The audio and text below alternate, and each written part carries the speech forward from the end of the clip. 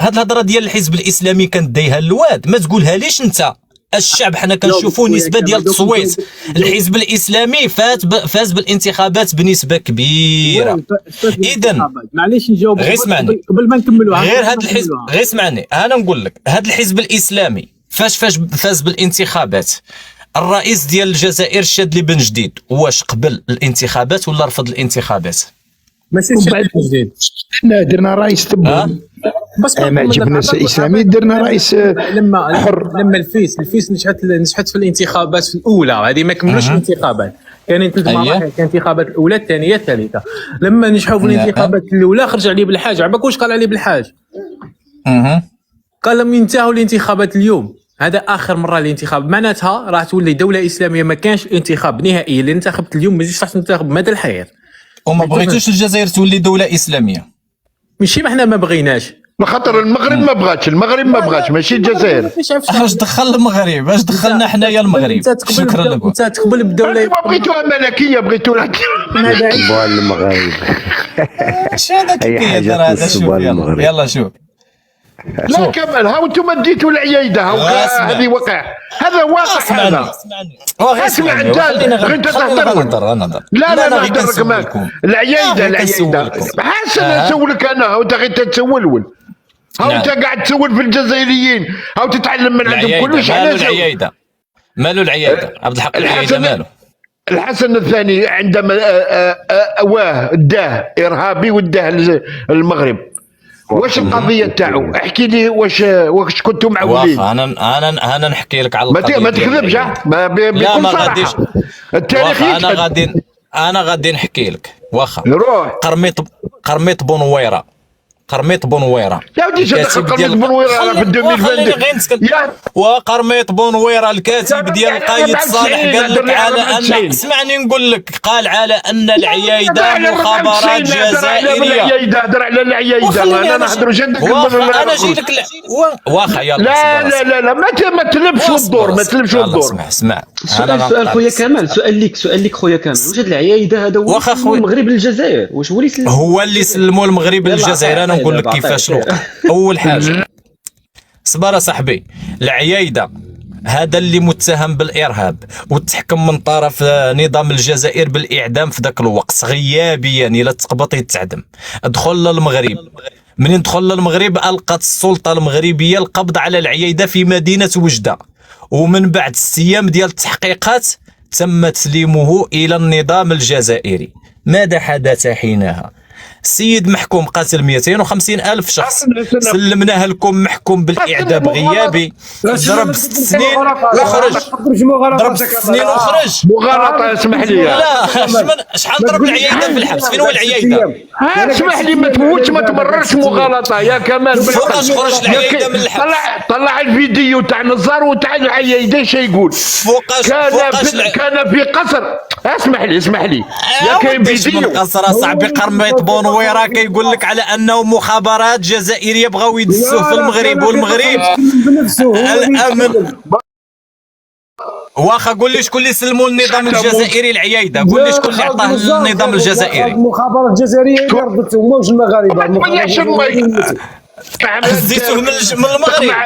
واخا صبر خليهم افريقيا درك يناقش بعقله. خالد نزار دخل عند هواك، راه فيديو كاين على ما يكذبش المغرب. دخل للقصر وعطاو له العيايده. الحسن الثاني بكل ذل عطا له العيايده، قال له هاك واسمح لنا، كان يساوموا على الصحراء الغربيه به. الفيديوهات كاينين، انا نكذب؟ شنو كاينين؟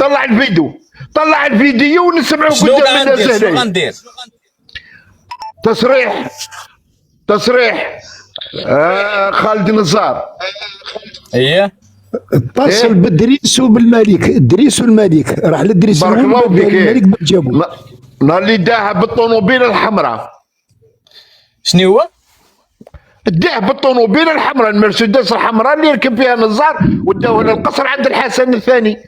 وكانوا نشوفوه في الفيديو انت كتقول الطوموبيل حمراء وهضر مع دريس الله يهديك. اش الهضره هذه؟ انتم غير كاين الفيديو عطينا الفيديو عطينا الاسم ديال الفيديو، عطينا الاسم ديال، ما تقوليش راه كان في الطوموبيل الحمراء ولا كان راكب بغله زرقاء. الساوم به الصحراء الغربيه. الله يهديكم، الساوم به الصحراء المغربيه ولا ودابا تخليونا نهضروا. يلاه خليونا نهضروا. اسمع الجولف امير افريكا. واخا خايا نساليو غير معاهم هادي. قول لي خويا امير افريكا العيايده فوقاش خرج من الحبس؟ عيايده مانيش نتبع فيه وما نتبعوش وما نعرفوش، ونعرفوا باللي كان قاتل وكان ارهابي وكان خاين، وهذا واش نعرف عليه العيايده. وما عندي حاجه فيها انا باسكو هذيك الوقت انا هذاك ما حبش. انا نعرف كمل القضيه تاع العيايده لانه انا شخصيا ضريت من الوقت لا بيريود هذيك، الو ما نحبش نعاود نقرا عليها ولا نعاود نفتح عليها باج ولا باسكو ما حاجه ضرني يعني. ولكن اخويا امير افريكا، الجزائر دوله مدنيه، الشعب داروا الانتخابات نزيهه، صوتوا على نحكوا على العيايده. خلينا نطلع لك الفيديو غاصبر. انا خليني من العيايده وخليني من هادشي كله. لا طلع لي العيايده. الشعب الجزائري اختار الحزب اللي غيمثلو، اختاروا هذا الحزب ديال الفيس، فاذا به الرئيس شادي بن جديد قبل الانتخابات جا عنده خالد نزار وقال له يا تلغي الانتخابات يا تقدم الاستقاله ديالك يا نطلقوا رصاصه الرحمه على راسك. لا ما كانش هكاك الحكايه. لا خويا لا قولوا لنا كيفاش ما دخلوا الجيش الحكايه. راك تقرر في مغالطات كاينه، وكاين الفيديو ثابت على هادشي. الحكايه بدات نهار حليب الحاج ربحوا المرحله الاولى، وكنت كلام اللي خرج وصرح بالحكايه تاع انه راح تكون بدون انتخابات وراح يلغي البرلمان، راح يلغي كلش.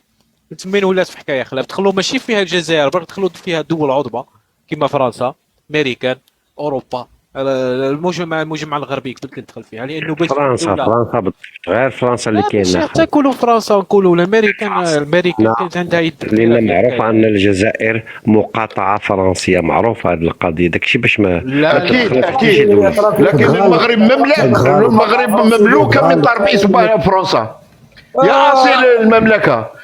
لا تستحي على الاصل تاعك حشما بالاصل الفرنسي. والله العظيم الى الجزائر مقاطعه فرنسيه ودخل دابا. اعطيني ازولاي شكون هو؟ ازولاي شكون؟ شوف دخل دابا في الجوجل، قول لي ازولاي شكون؟ قول لي ازولاي شكون؟ دخل دابا قول لي ازولاي شكون؟ اندري ازولاي بس نقول اندري زولاي مستشار ديال الملك محمد السادس. مالك الحمايه كي تدخل والاصل تاعو شكون؟ مين؟ تلقى الدول يهودي مغربي يا صاحبي. مغربي يا صاحبي. مالك كنقول في كاس مالك شنو فيها؟ مغربي اتحداك. واودري ازولاي شكون؟ واودري ازولاي هذا اودري ازولاي شكون؟ دابا انت ودي غولف ما من حقكش تسول. انا نقول لك علاش، بحيث عطيتك الجواب وقلت لك مستشار الملك محمد السادس هو مغربي عنده ديانه يهوديه. اين المشكل باش يكون مستشار للملك عنده ديانه يهوديه؟ ياك الاسلام دين التسامح. مالك انت صاحبي؟ ثاني حاجه انا كنتعجب لك انت الغولف، والله كنتعجب لك انت صبر بعد نهبطك صبر. انا كنتعجب لك اللي قلتي على ان الجزائر غتطلق قمر فضائي وغادي تطلقوا من الجزائر، ما غتمشيش تطلقوا من الصين، ما غاديش تمشي تطلقوا من الصين. واش دابا انت عندك شي عقل يا ودي الغولف؟ واش راك كتهضر من نيتك ولا دابا انت واش عاد بالك بزعما راك طرف اصبر في راس بزعما راك انت ودي الغولف راك طرف في النقاش؟ ترى غير كتبلبل. اسمح لي عليك واش عقل هذا الشيء هذا؟ كمل تقول الجزائر. اسمح لي تقول لي تقول لي مقاطعه فرنسيه. وري لي عالم فرنسا يفرفر في الجزائر، انتم ما عندكم العالم الاسباني يفرفر في الجزائر. اسمح لي عندك بلا فيزا ويدخل عندك بلا فيزا. انا محمد الا بغيتي باش تعرف باللي الدوله الجزائريه هي مقاطعه فرنسيه، ادخل دخل دابا لجوجل ودير ديبارتمون الجيريا، دخل في الجوجل وكتب ديبارتمون الجيريا وشوف واش غادي تعطيك. ودي انتم عندكم اعلام في عالم اسباني؟ لا ما تقول لي الاعلام لا والو، كتب شوف يقول لي علاش دخلوا على يدخلوا بلا فيزا وحنا عاد يخشوا بالفيزا، شكون اللي القداسيه هذا؟ هذيك غير خضره فوق الطعام دايره فرنسا ماشي نتوما اللي دايرها. معليش عندكم اعلام في عندكم. ادخل صاحبي لجوجل وكتب ديبارتمون الجيريا وشوف واش غادي تعطيك. الا ما تعطيكش باللي الجزائر مقاطعه فرنسيه، جي انا غادي ننزل من هذا اللايف، ما نعاودش ندخل لشي لايف كاع. خويا العزيز معليش اللي عنده شي تليفون اخر ولا يديرها. بغيتي نديرها لك انا نديرها لك، راه نبينها لك انا دابا في الاورديناتور، وما تنبينها لك في الاورديناتور دابا. عندكم علم اسبانيا في بلادكم، عندكم علم اسبانيا في بلادكم يرفع. واخا يكون العالم راه كاين القنصليه الاسبانيه، الاخوان دابا واش غتنظموا الحوار ولا ما غتنظموش الحوار؟ كلشي نظموا في 40 تضربوا في بعضكم. خويا فيران نسالك سؤال، واش هما الحاجات اللي بنيت عليها انت باللي ان الجزائر مقاطعه فرنسيه؟ ما تقوليش جوجل، انا اللي كتب في جوجل، لان جوجل ماشي حاجه اللي تقدر تجيب منها. واخا انا نعطي لي السيت، حتى لو كنجيبو من جوجل عطي لي السيت تثبت باللي ان الجزائر مقاطعه فرنسيه. انا نقدر نثبت لك باللي مقاطعه فرنسيه، بصح ما نقدرش نثبت لك باللي صبر اصيل صبر واخا خير. اول حاجه قلتي اعطيني شي حاجه اللي تثبت على ان الجزائر مقاطعه فرنسيه. اولا اعطيني حاجه، اعطيني حاجه وحده برك. واخا غتمشي للدستور ديال الجمهوريه الرابعه ديال فرنسا 1946. فرنسا كتعترف بالجزائر الفرنسيه ما وراء البحار وكتعتبرها مقاطعه فرنسيه. بيان سور. ثاني حاجه واخا كاينه منها غتمشي كاينه منها عام 1945 الجزائر تعتبر مقاطعه، تعتبر اراضي فرنسيه. خلينا فراس نهضروا بالعقل صاحبي، خلينا نهضروا بالعقل فراس، بالحدود الحق. غير صبر فراس، خلينا غير بشويه صاحبي. حنا شو كي كنناقش انا وامير شو كيفاش كنوصلوا الحل. واخا بما ان فرنسا تعتبر الجزائر في الدستور ديال الجمهوريه الرابعه على انها مقاطعه فرنسيه، فرنسا هل تعترف بكم أكبر منظمة حقوقية واللي هي هيئة الأمم المتحدة على أنكم كنتم دولة وكنتم ضمن دول المستعمرات ديال فرنسا؟ واش من عام حاليا إلى يومنا هذا؟ حبس خويا، اسكو تعترف ولا ما تعترفش؟ لا انا كنسولك هيئة الامم المتحده لا ما تبطيش. لا انت كنت كمان دوله محميه. معليش فراس دقيقه برك. الجزائر كنت دوله محميه وانا كنت دوله مستعمره. الجزائر صبر فراس وبلاتي واخا معليش الجزائر تفوتي في هيئه الامم المتحده ما تفوتيش. كتفوتي الجزائر عندها ممثل رسمي في هيئه الامم المتحده ولا ما عندهاش؟ عندها. واش جاب مالا علاش راك تقول لي الجزائر ما معترفش بها من الامم المتحده؟ عباك لكن هنايا حبست لي مخي. في السيت ديال امريكا، قلب في السيت ديال امريكا. خلي اصيل خويا العزيز، ما تقدرش تقول السيت ولا ماشي كشعب ساعه. انت باش تعرف اسكو دوله عندها ممثل رسمي بار اكزومبل فلسطين ما عندهاش ممثل رسمي في الامم المتحده. واخا يلا واخا انا فلسطين ما داخلاش في الامم المتحده، فهمتني؟ غير معترف بها في الامم المتحده. الجزائر عندها ممثل رسمي في الامم المتحده، معناتها معترف بها في الامم المتحده. الجزائر راهي عندها معليش دقيقه برك. الجزائر راهي تبيع وتشري. تفضل اخويا البلاك، تفضل اخويا البلاك. الفكره ديالك بلا ما نبقاو نعاودوا نضربوا في الهضره. دابا حنا كنهضروا على غير في واحد الدقيقه بالزربه. حنا كنتكلموا على الجزائر مقاطعه فرنسيه ياك. سي كمال قال لك بلا ما تكوبينيش عافاك. سي كمال قال لك غتدخل لوني غتلقى كاع الدول اولا المحميات وكيف ما كانت العلاقه نتاع فرنسا مع دوك الاراضي اللي اوتر مير اللي هما ما وراء البحار، العلاقات ديالهم كيفاش كانت دايره كمحميه ولا مستعمره او استيطان. معترف بها على انهم كانوا راك تحكي لي عام انت كتكوبيني مازال ما كملتش الفكره ديالي يا صاحبي. كمال الجزائر الى يومنا هذا في لونو ليس معترف بها كانها كانت دوله او انها خذت الاستقلال من فرنسا. فري. خليني نكمل. خلاص راك طرحت السؤال. نكمل. لوني سي فغي الجزائر كاينه في لوني، راه كاينه كدوله وكهيئه وكذا، وعندها جيش الله يبارك، تبارك الله، راه عندكم كل شيء، عندكم دوله مؤسسات صح. ولكن حنا كنتكلموا على العلاقه ديال فرنسا مع المستعمرات السابقه ديالها. نتوما مازال كتشوفكم ديبارتمون ديالها، علاش؟ لحقاش مازال كتاخذ لكم كاع الثروات. كنهضروا على كاع المناطق ديال الجزائر كيف ما كان. ماشي داك الغاز، كاين الغاز في الجزائر، كاين الغاز راه من اكبر زعما الاحتياطيات ديال الغاز في العالم كاين في الجزائر. الجزائريين مازال ما عندهمش الغاز، علاش؟ وانا هنا مثلا نعيش في فرنسا كناخذ الغاز نتاع الجزائر. هذه ما كانش دابا، فهمت؟ هذه مغالطات. شوف هذه مغالطات. الجزائر ما عندهاش الغاز. حنا كنهضروا في الجزائر ما عندهاش الغاز. هذه مغالطات. واسمع فرنسا كيفاش كتشوف المستعمرات ديالها القدام. كتشوف الجزائر مازال دابا. معليش نجاوبوا في الدقيقه برك نجاوبوا. خلينا نجاوبوا انا. واخا غنظموا غير الحوار. نكمل كلمتي ولا تجاوبوا امير افريك؟ جاوبوا عام 1900. شوف كون نجيب درك فيديو 5 دقائق برك، كون نجيب درك فيديو انه نعم المغرب من وزير الذي كان حاضر في توقيع اكس ليبان، حاضر في التوقيع، ان نصف الثروات المغربيه هي فرنسيه وتحت الحمايه الفرنسيه حتى 1956. او هنا عندي الفيديو. ياسي صافي ساليسي ايوا ما كان لا اسمع بي قلت تبداو تقولوا ثروات وكذا والجزائر. ايوا يلا صافي يلا صافي.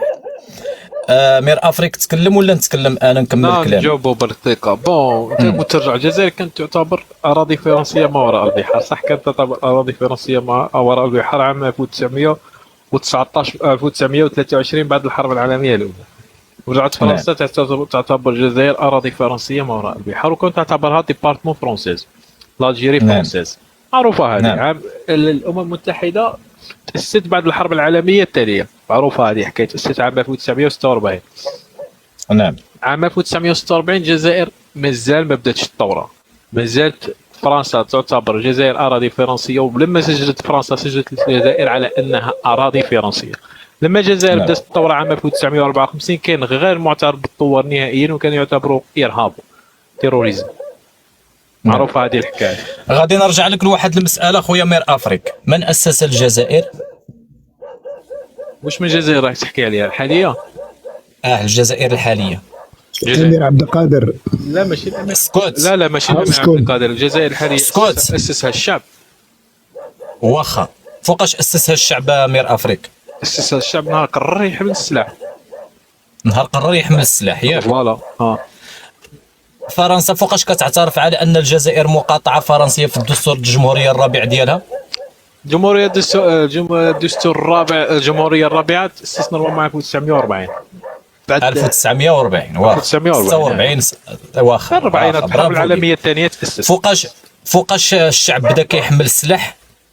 الشعب هو كان يحمل السلاح من الاول، من عام 1830 هو يحمل في السلاح، بصح ما تلمش كاع مع بعضه وحارب مع بعضه كيما يقولوا بنادم واحد. باش بداو يحاربوا كيما بنادم واحد عام 1954 بداو يحاربوا كبنادم واحد. واخا كيفاش على ان فرنسا كتعتبر الجزائر مقاطعه فرنسيه في 1946 فاذا به الجيش الشعب بدا كيهز السلاح 1954 ودرتوا نتوما الجزائر؟ كيفاش الجزائر مؤسسه من طرف فرنسا؟ لانه بعد الحرب العالميه الاولى فرنسا قررت انها تعمل استيطان، بدات تجيب مستوطنين بكثره. رجعوا الجزائر ملي كانوا مواطنين من الدرجه الثانيه، رجعوا مواطنين من الدرجه الخامسه كاع ما يكلاسيوش. برافو ليك. واخا بما ان فرنسا كتعتبركم مقاطعه فرنسيه واسست الجزائر، هنا فاش كنتكلموا قلتي واش الجزائر عضو في هيئه الامم المتحده، واش عندها مبعوث، واش كذا، كنقول لك نعم. لكن حنا الاخ الكريم حنا ما كنتكلموش على الحاضر، ما كنتكلموش على المقاطعه، حنا كنتكلموا على الشرعيه التاريخيه. من اين لكم الحق بهذه الجزائر؟ اسمعني، الجزائر ليست لها شرعيه تاريخيه، اذا ليس لكم اي حدود، ليست لكم اراضي. مقاطعه فرنسيه. شكون قال لك ما عندهاش حقيقه شرعيه؟ عبد زاد بن بله. شكون قال لك؟ بن بله. ما قالش بالبله، عمره ما قال الهضره. بن بله قال لك على ان افضل هديه حصلت عليها الجزائر هي هديه الحدود الموروثه عن المستعمر الفرنسي رغم كونها هديه مسمومه. حاربناهم وخرجناهم. كيف لك؟ واصبر اخاي، اصبر اخاي. الحدود خويا باش ترسب. واخا خويا افريقيا حاربتوهم ياك؟ بن بله كان ضمن القياديين ديال جبهه التحرير، صحيح ولا لا؟ كان بيان سور كان ضمن القياديين. نعم. كيف لدوله فرنسيه عندها مقاطعه فرنسيه في شمال افريقيا وواحد الشعب ثار وبدا كيقاوم فاذا به رئيس جبهه التحرير يقول على ان هذه الاراضي هي هديه من فرنسا، كيف لك ان تقاوم شخصا يعطيك هديه؟ سال الدم وحاربنا، سال الدم وخرجنا. حبيت تقول ان فرنسا عطاتنا الاستقلال وعطاتنا الاراضي كنكون من الارض. ما عطاتكش الاستقلال، فرنسا دارت اشخاص ذوي نفوذ في الدوله القطريه الفرنسيه اللي غادي الجزائر الفرنسيه اللي غادي يحكموا تحت الاداره ديال فرنسا. على بالك شو راهم يحكموا بالجزائر ما بالك؟ تمرسموا غلطات الجيش. لا اش كنمرر، انا كنهضر معاك منطقي. لا ما راكش تهضر منطقي خويا، كمان راك تهضر بواحد الحاجات. الانسان البسيط ما يستوعبهاش، والانسان البسيط ما نرجعوا اخويا، نرجعوا مير افريقيا. شوف انت تسليحك في راسي، حنا تسليحنا روسي، حنا عندنا علاقات مع القطب الشرقي يسمى مع روسيا ومع الدول اللي انت عندك مع فرنسا ومع الانجليز ومع الامريكان ومع هذه الناس، هما اللي كانوا مستعمرات، اللي كانوا مستعمرين العالم. انت عندك معاهم علاقات يعني ما على باليش كيف العلاقات، يعني كيما نقولها حليف استراتيجي. يعني ما تخلطش يا كمال اخويا. صبر محمد، صبر اصيل، اصبر. بما انك قلتي عندنا العلاقات، قول لي فرنسا حاليا من اين لها الغاز حتى تعطيه لدول اوروبيه اخرى؟ من اين لفرنسا الغاز باش تعطيه لدول اخرى؟ منين كتجابوا انا ماشي فرنسا اللي عندها الغاز، لا فرنسا تشري من عند اسبانيا ولا تشري من عند الطليان. ما عند من كتشري منين؟ تشري من عند الشركات. هذيك ربطوا يا خويا ما كاينش تيو تاع الغاز رايح في كمال دير عافاك هاد الصوره في العماريه، دير في العماريه هاد الصوره الله يجازيك بخير اخويا كمال. كيف انت شوف باش نوريو لهم راه دير بارتمون الجيريا مستعمر بلا المدن واكتشف البترول ودار كلش، راه يخرج لك هكا بيديه فرغانين، راه يخرج لك الامريكان غير العراق. شوف الامريكان جا دمر العراق. خليني نهضر معاك، خليني نفهمك وما تحتكرش الكلمه. حنا بجوج لا خليني زوج كلمات خليني نوليك زوج كلمات انا نقول لك كلمه زوج كلمات شوف زوج كلمات خويا كمال عافاك ديرني في العماريه اخويا اصيل، خويا ديرني في العماريه الله يرضي عليك. خليك قطع الصوت وخلي خليك من جوجل هذا، خليك من جوجل هذا، روح خليك من جوجل. فراس نشوف نقطعك بالسمن والعسل، عافاك خليني نتكلم غير نعطيك كلمه واحده. هذه راك تولي فيها خويا فراس. مازال ما مشيناش لهذه مصر افريقيا، مازال ما مشيناش لهذه ومازال. علاش راه يحكي فيها هذه في وقت الاستعمار خويا؟ كنتكلموا شوف كانت مقاطعه الجزائر، مقاطعه شمال القسنطينه، مقاطعه وهران. اسمع الا كنا غنتكلموا على الغاز، الا كنا غنتكلموا على الغاز اللي كتستعمل فيه فرنسا، الا بغيتي ندخلوا في هذه النقطه نمشيو فيها ونهضروا على الانرجي ونهضروا على معك حتى بعد توتال انرجي، نهضروا في داكشي اللي بغيتي كامل. وي توتال انرجي عندها انفستيسمون في الجزائر. وي ما عندهاش. عندها توتال انرجي. انا عندي غير سؤال واحد انفستيسمون في الجزائر. وانا قاطعت كامل وما خليتونيش نتكلم. صح انا قاطعت كامل غير على جمله واحده.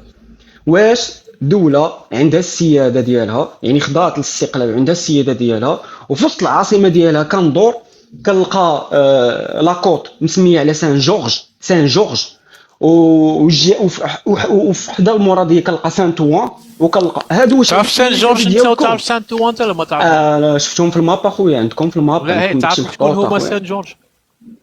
واخويا انا مغربي، انا مسلم، ما كنعرفش انا سان جورج. روح شوف شكون سان جورج وفرنسا. هادو الناس اللي المهم جورج هو الجزائريين. جورج ماشي مسلم. اسمع لا ماشي مسلم جورج، بصح صديق طورة هو. اسمعوا قراو عافاكم قراو صديق الثورة. الله يسخر. موريس اوردان اللي مسميه باسمه. قرا اخذ والله هذه محمد. لا خلي هذه دموغي جبت. مير افريكا من جوجل مير افريكا قرا خليك من جوجل عربي خليك من جوجل قريتها هذه خويا هذه راك تحكي اسمح فيها لي. تحكي فيها انت ديبارتمون الجيري هذه راك تحكي في وقت الاستعمار صاحبي. عندنا حتى الشارع يسمى على فرنسي يقولوا حتى الشارع. هذيك اللي كي عليها ديبارتمون الجيريا. راك شوف تحكي عليها كامل. في وقت فرنسا خويا اصيل راك نعم. رجعت كمل شوف نعم. كنحكي الله يهديك. نعم كمل شوف عندنا اسمع. احنا الشارع اسمح لي عندنا في قلب العاصمه مسمين على واحد عربي هو محمد الخامس تاعكم. عندنا حتى اسم تاع قاوري ابار محمد الخامس مسمين عليه في الجزائر. من غير محمد الخامس ما عندنا حتى الشارع باسم قاوري. ونتحداك فهمت واخا خويا.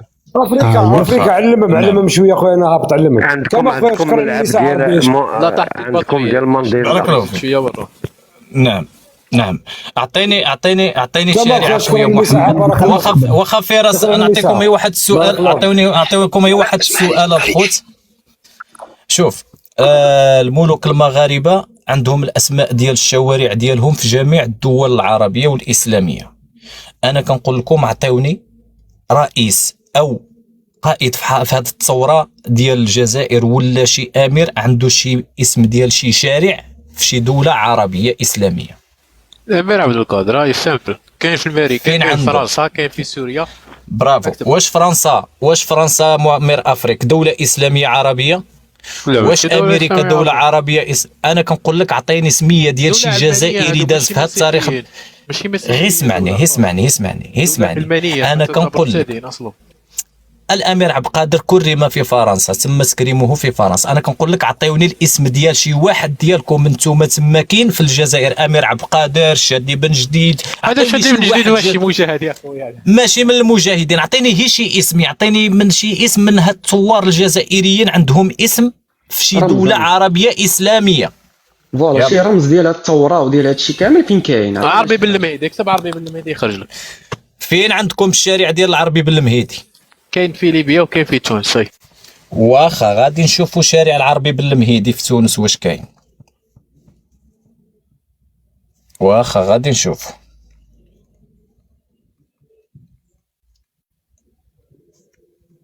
يلا غير في الانتظار واحد هذا السيد هذا فراس هذا اللي كان كيتكلم قبيله ومازال على هذه الحاجه حمقاتني انه مازال كيامن بالعالم الشرقي والعالم الغربي. انا هذه هرباتو لي تطور مش مازال وين. شوف امير افريك باش ما تقولش انا راني نكذب عليك. ها البحث ها محرك البحث. شنو كتبت. صبر نشعل الضو. ها هو درت الشارع العربي بن مهدي في تونس. شنو عطاني محرك البحث. عرض النتائج البحث بدلا عن ذلك ما كاينش هذا الشارع لذلك عطاني شارع العربي بن مهدي في تونس ما كاينش. شوف شنو عطاو هنا. عطاو هنايا الا في الجزائر. ها عطاوني يعني ما كاينش الشارع العربي بن مهدي في تونس. نشوفوا دابا ليبيا. نشوفوا في ليبيا. شوف لي. واخا غنشوفوا ليبيا. يلا صبر باش تشوف. يعني فرنسا نقدر نتفق معك. في امريكا نقدر نتفق معك.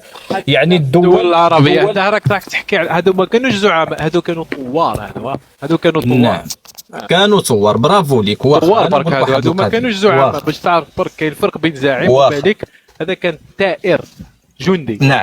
نعم كيف لثوار كانوا هاد الثوار ضد التقسيمات الامبرياليه اللي متحالفين فيها دول الغرب وامريكا ان يقوموا بتكريم هؤلاء الثوار في بلدانهم ويضعوا شوارع باسمائهم. دوك جاوبك تريسا. اسمع واحد القضيه ما كنقولش ما شوف ما كمال فاش طرح السؤال ما هضرش على الثوار بالضبط. هضر على الرموز نتاع الدوله ديال الجزائر اللي راكم كتهضروا عليها دابا. انا نعطيك انا غير مثال بسيط. شوف اسمع اسعطي مسجد الحسن الثاني ولا محمد الخامس ما بقيتش عاقل في وسط كولومبيا ولا البيرو. انا غنجيب حاجه عاديه هذه. نروح انا نبنيه ونسميه باسم جدي. وين المشكل؟ ولاني هذا واه خويا انا لانه بديت معروف كنتشوش عشي شويه. مولو الحسن الثاني، معروفه الحكايه هذه. اش كيقولوا له الشارع اللي عندكم في الجزائر بناوه المغاربه؟ ما عندناش حتى شارع تبناوه المغاربه في الجزائر. وشارع محمد الخامس اللي عندكم في الجزائر من جبتو؟ هذاك شارع بناته فرنسا. هذاك الشارع بناته فرنسا، شكون سماه؟ شكون سماه؟ سمينا حنا لي جزائريين. وعلاش سميتو؟ شنو كان يدير محمد الخامس؟ لانه هضر في الامم المتحده، هذا ما كان. برافو، يعني الملوك المغاربه كانوا كيدافعوا على الدول العربيه من اجل الاستقلال ديالهم، لذلك كل دوله دارت له شارع. شو خويا العزيز، شو نفهمك شي حاجه. بون ماشي غير محمد الخامس هضر في الامم المتحده. اسرائيل شخصيا اعترفت بالجزائر في الامم المتحده، يعني العدو الكبير تاع الجزائر اعترفت بالجزائر. لو نروحوا الدول اللاتينيه وجنوب اسيا، الدول اللاتينيه وجنوب اسيا اكثر الدول دعمت الجزائر في الاستقلال. قادر نقول لك اكثر على جميع الدول العربيه بالكل. هذه ما يحكوش عليها. لما تروح انت لتاريخ الثوره الجزائريه في الامم المتحده، كيفاش حتى لحقت الامم المتحده، تعرف باللي ان الدول اللاتينيه والدول الاسيويه هي الدول الوحيده اللي دخلت الجزائر للامم المتحده. الدول العربيه ما دخلتناش الامم المتحده، لا المغرب لا تونس لا ليبيا لا مصر لا السعوديه لا قطر لا البحرين حتى دوله.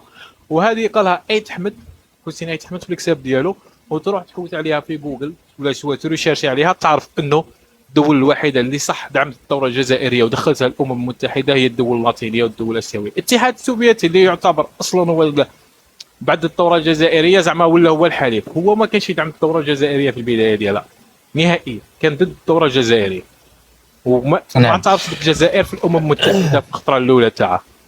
الجزائر ما اعترفوش بها الخطره الاولى، اعترفوا بها الخطره الثانيه. نعم بارك الله فيك اخويا. جزائري خليني نجاوبك. انا غير نسولو غير واحد، اسمح لي كمال واحد القضيه. اسمع اخويا، الاخ كمال، اسمع نقول لك اخويا، نقول لك هي واحد القضيه باش تعرف واحد الحاجه. اول حاجه غادي نرجع لك اخويا محمد، ومع احترامي لكم، الكاتب الأكاديمي محمد أرغون الجزائري شنو قال؟ قال الجزائر بلد مشتت الهوية تريد الاستيلاء على تاريخ وعلى تراث الدول، كما استولى المستعمر الفرنسي على الشقق والمنازل والأراضي الجزائرية. لذلك يعني انتم كتحاولوا تخرجوا القوة من الضعف وما كيصادفكمش الحال.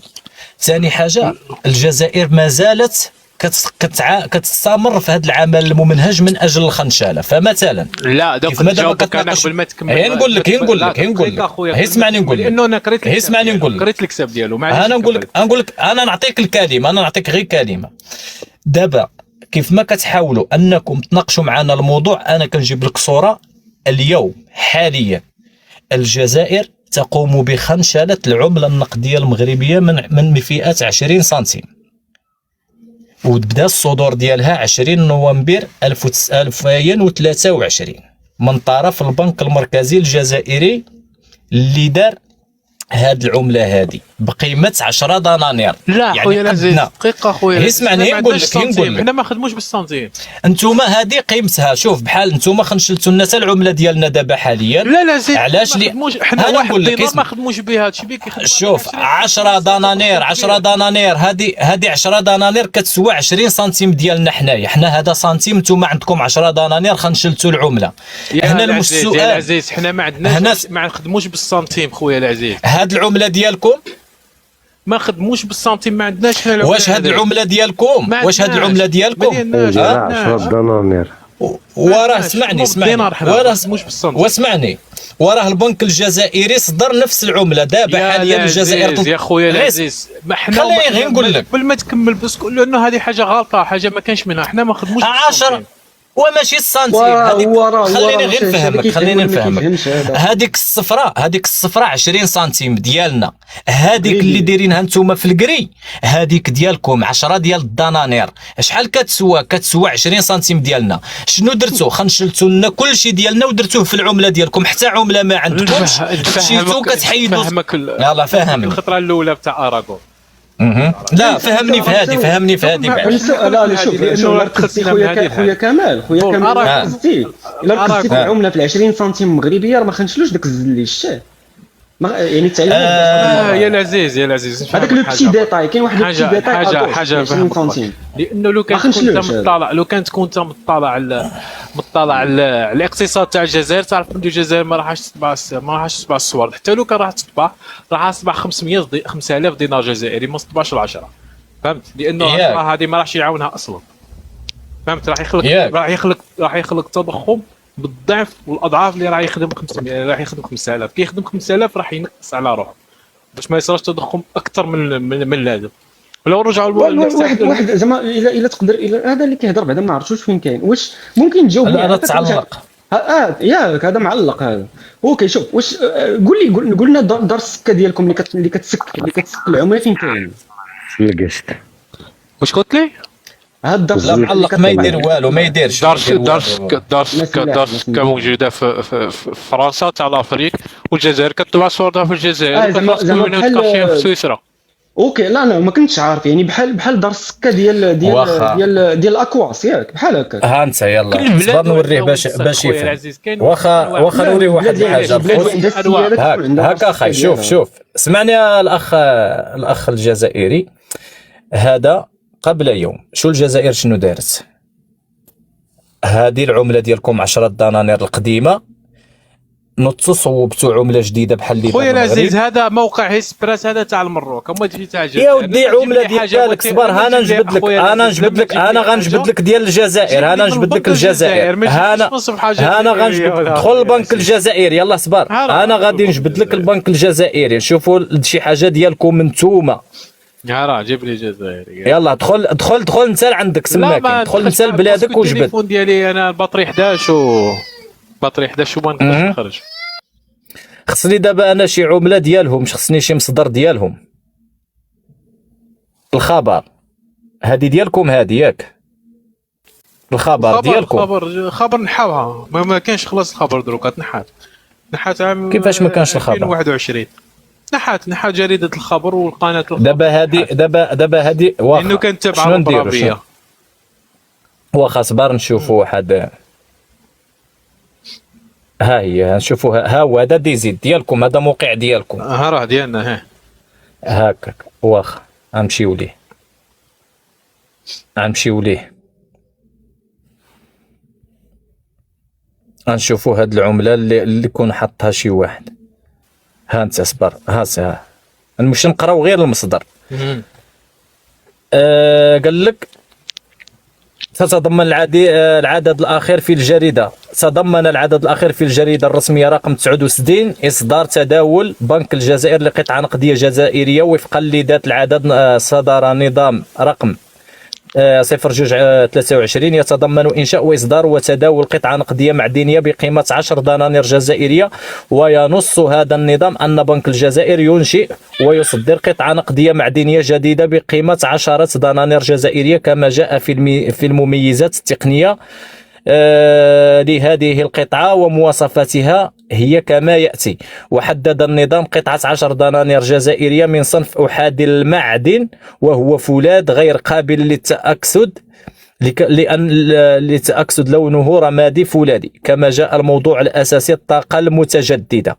يعني درتو فيها أنت طاقات المتجددة. كما جاء الموضوع الأساسي طاقات المتجددة ممثلة بالشمس والكتبان الرملية والمولدات الهوائية والألواح الكهروضوئية ورمز طاقات المستقبل.